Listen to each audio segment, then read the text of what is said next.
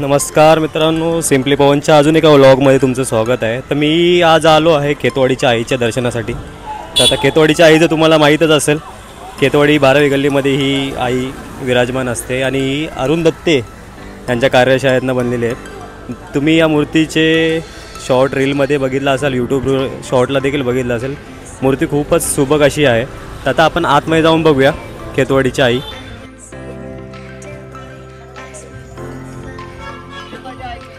या खेतवाडीच्या आईचा हा गेट आहे। मागल्या वेळीच्या देखील ही मूर्ती ही नरसिंह अवतारावर होती आणि या मूर्तीची विशेषता अशी आहे की ही 40 फुटाची देवी असते।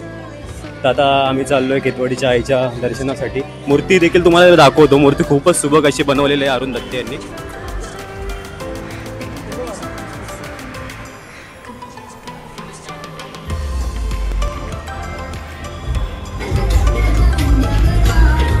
मित्रांनो, ही आहे खेतवाडीची आई। अरुण दत्ते यांच्या कार्यशाळेतली बनलेली मूर्ती आहे। मूर्ती खूपच सुबक आहे, तुम्ही पाहू शकता।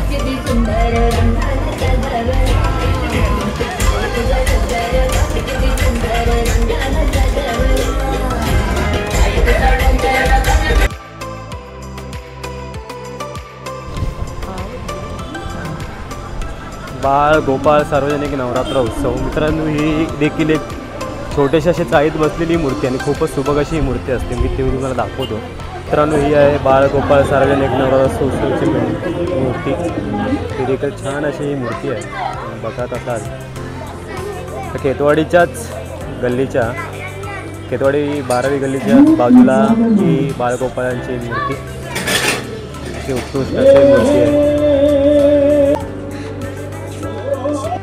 तर मित्रांनो, चाललो आता मी खेतवाडी 4th क्रॉस लेनमध्ये। आता हे 4th क्रॉस लेनचं नाव तुम्हाला माहीतच असेल, इथं असतो खेतवाडीचा लंबोदर। तर ह्याच गल्लीमध्ये आहे ही खेतवाडीची आई भवानी। हिचं देखील आपण स्वरूप पाहूया। सुंदर अशी सुबक अशी ही देखील मूर्ती आहे, तर ती देखील आपण एकदा एक्सप्लोअर करू।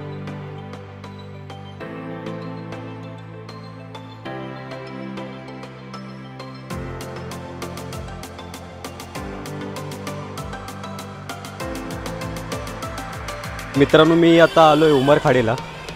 आता या देवीची वैशिष्ट्य असं आहे की ही जी देवी आहे 70 वर्ष जुनी आहे आणि या मूर्तीचं कधीच विसर्जन होत नाही। तुम्ही नक्कीच या देवीचं ख्याती ऐकली असेल। पूर्णतः चंदनाच्या लाकडापासून ही बनवलेली देवी आहे। देवी अशी आहे की 1 वर्ष उभी आणि 1 वर्ष बसलेली अशी देवी असते। पूर्णतः चंदनाच्या लाकडामध्ये 70 वर्ष झाली या मूर्तीची स्थापना करून आणि हिचं कधीच विसर्जन केलं देखील जात नाही। आणि तिथल्या ख्रिश्चन लोकांनी ही देवी बनवलेली आहे। देवीची जर तुम्ही पाहिलात तर देवीच्या डोळ्यामध्ये पूर्णतः जीवितपणा दिसतो। तर आपण पाहूया ती मूर्ती कशी आहे।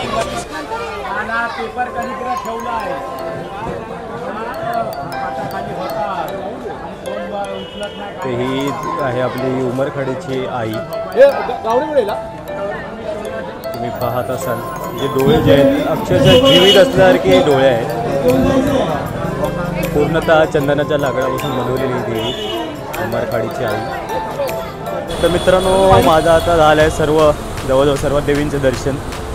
तर मला ॲक्च्युली आता आपण केलं होतं खेतवाडीची आई भवानी, खेतवाडीची आई आणि त्यासोबतच मी देखील दर्शन केलं होतं उमरखाडीच्या आईचं। तर आता मला दर्शन करायचं होतं खरं तर लालबागच्या काही देव्यांचं।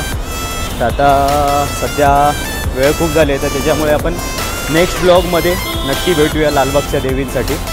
तर माझ्या या चॅनलला तुम्ही नक्की सबस्क्राईब करा, शेअर करा आणि फॉलो करा। आणि नेक्स्ट ब्लॉगमध्ये भेटूया आपण लालबागच्या देवींसाठी।